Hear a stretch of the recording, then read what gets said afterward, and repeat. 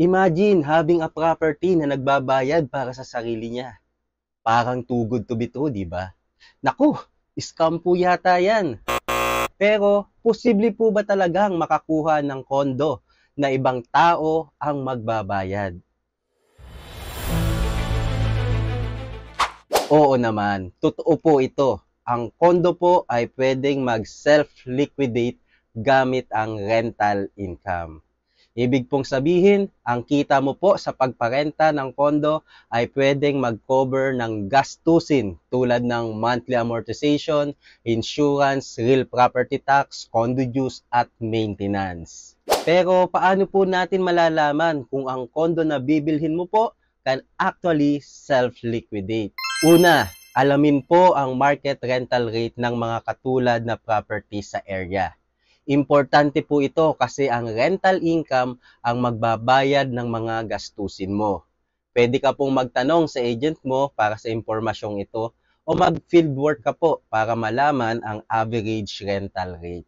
Sunod, i-check po ang rental occupancy rate sa area at ang mga kalapit na establishmento kung saan po maaaring manggaling ang mga potential tenants mo.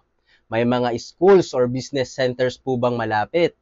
Accessible po ba ito sa mga major business hubs o necessities tulad ng malls, hospitals, churches, transport stations, at entertainment spots?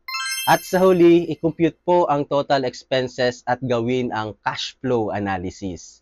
Halimbawa, kung meron ka pong 2-bedroom condo unit with a maximum of 6 persons capacity, let's say gagawin mo po itong dormitory or bed space na may 5,000 monthly rental rate per head, giving you a total of 30,000 monthly income. Kung ang total expenses po ng condo mo ay katumbas o medyo mababa sa income na ito, then congratulations!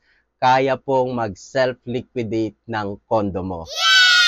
Sa pamamagitan po ng maingat na pag-analyze ng mga factors na ito, makakagawa ka ng smart investment na practically nagbabayad para sa sarili niya.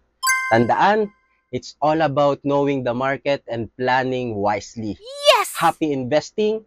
Follow for more condo investment learnings.